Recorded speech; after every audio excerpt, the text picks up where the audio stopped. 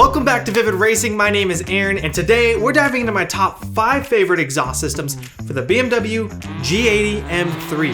And as always, if any of you guys are interested in purchasing one of these systems, we have a bunch of links in the description below. So make sure you guys check those out. But that's enough talking, let's get into it.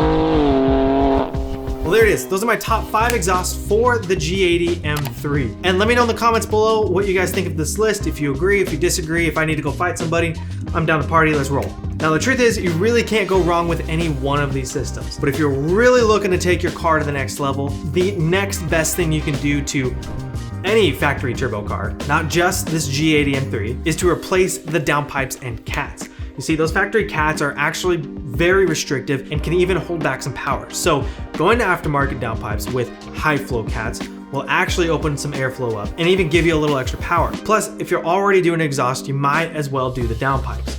You're right there, it's just a few extra bolts, obviously depending on the platform. But that's all I've got for you guys today. Don't forget, we got links for all of these exhausts down in the description below. Thank you guys so much for watching. Can't wait to see you guys next time. Peace.